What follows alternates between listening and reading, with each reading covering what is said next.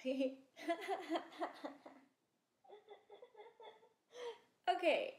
hi friends. As I promised to, I'm gonna show you how to make this orgasmic pumpkin bread.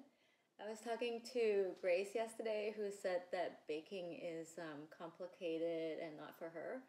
And I promised that it's super easy and that anybody can do it, and I'm going to show you how easy it is. So you're going to start off with liquid, and the liquid we're using is milk plus condensed milk, so 60 grams of each. And I secretly love condensed milk because condensed milk just has this way of making things seem mysteriously better when you don't know that it's in food. So totally awesome to use that.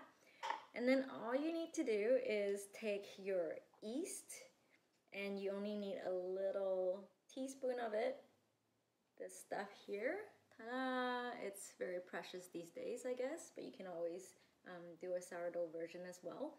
And then you sprinkle it into the milk and just stir it around.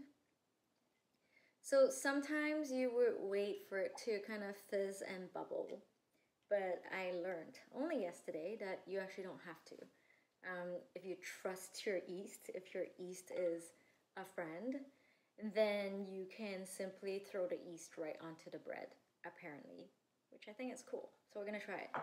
Okay, so take your mixing bowl. I am using a mixer, a KitchenAid, because saving time. So then I am throwing 350 grams of strong flour. It's also called bread flour, so high gluten flour, and you just throw it into your mixer. So once you have your flour in there, you also want to throw in half a teaspoon of salt, so do that, ta-da! And then we need about 30 grams of sugar. I think if you're not really into something being too sweet, even a little bit is enough. And I found that 30 grams is about 2 big spoonfuls. So put 2 big spoonfuls in there. And then just mix it around.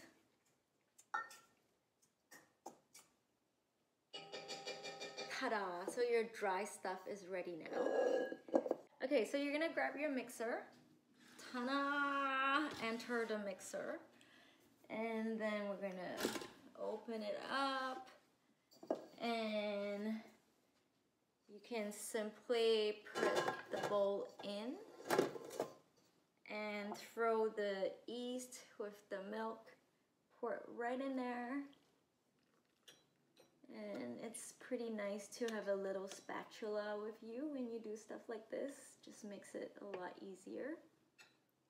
And then once you have that in there, throw your pumpkin in there.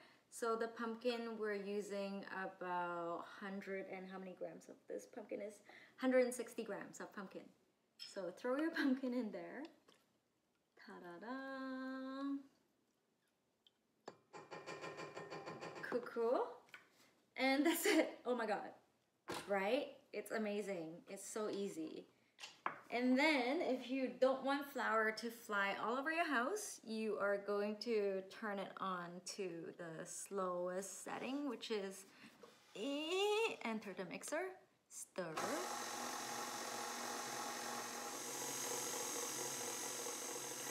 Okay, and then once it comes together more, you can turn the mixer to something a bit faster. A 4. Wait a minute, maybe it's too fast. Oh well.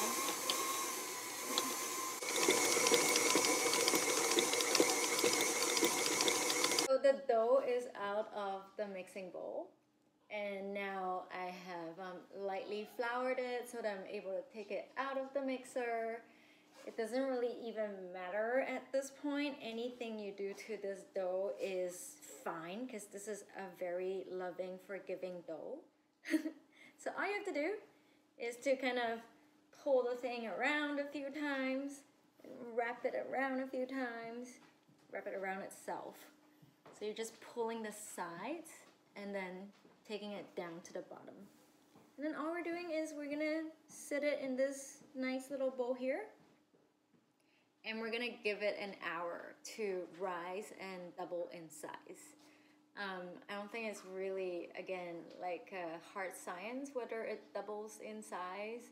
You just kind of eyeball it, and if it looks a lot bigger, then you would be there. So this stage is called the primary fermentation.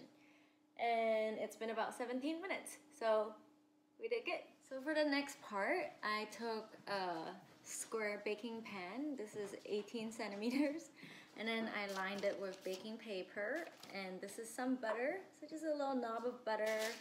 And wherever my baking paper is not covering fully, so just on this one side where I'm lazy to cut more paper, I'm just gonna wipe the side that is not as covered by paper down.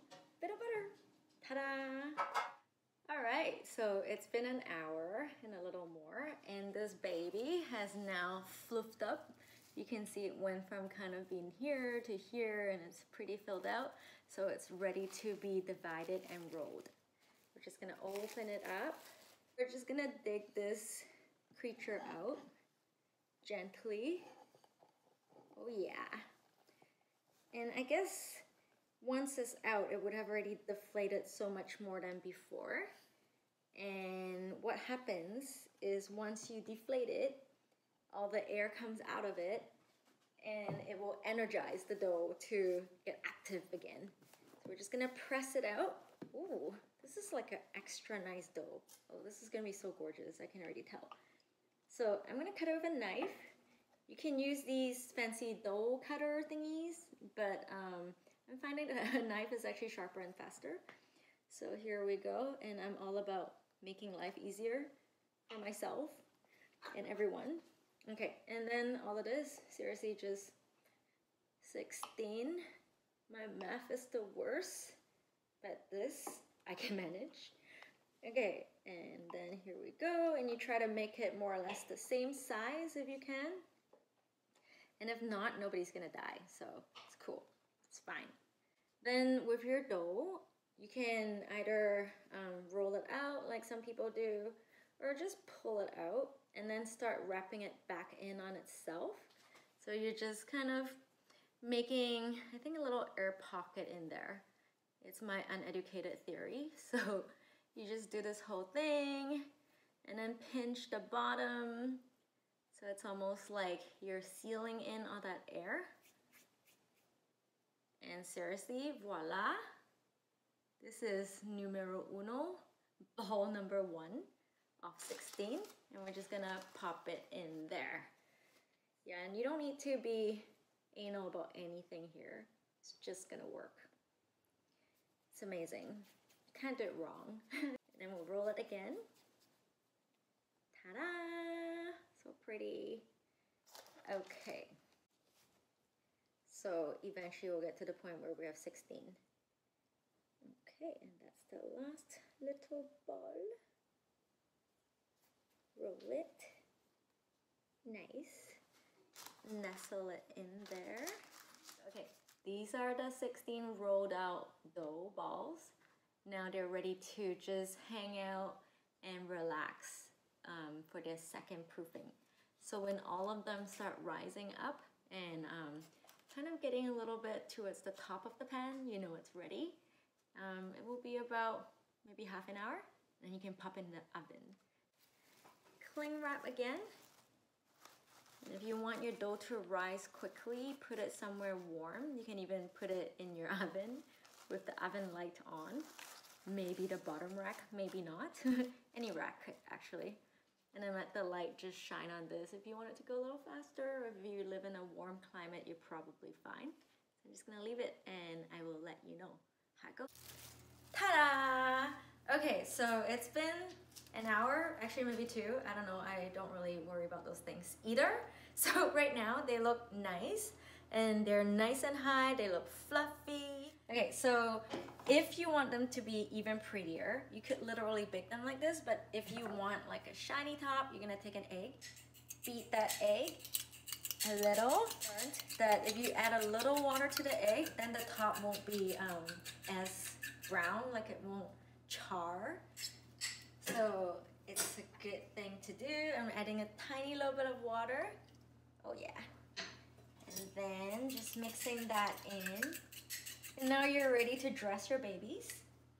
And you just brush it gently over the eggs.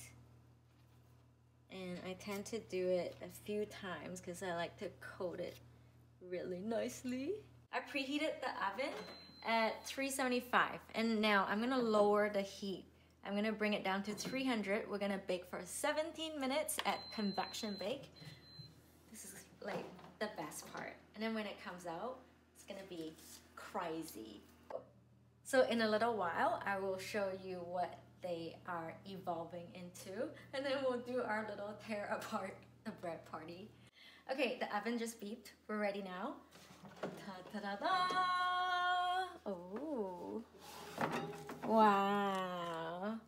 Oh, they are so pretty. Aren't they pretty? They're like little sunsets. Okay. Oh yeah. Inhale them. So good. All right, so they're still piping hot. You can leave them for a few minutes, but it's really hard to resist. I'm just going to gently extract them. Ooh. Ta-da!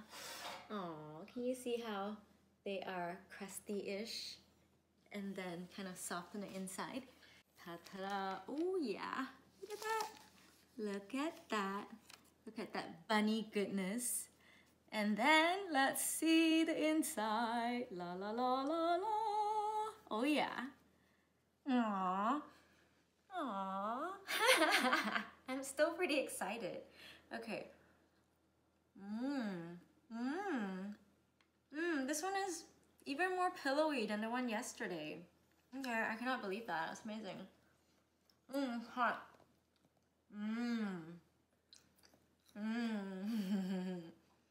Yes, you can make your own happiness. It's possible. So go do it.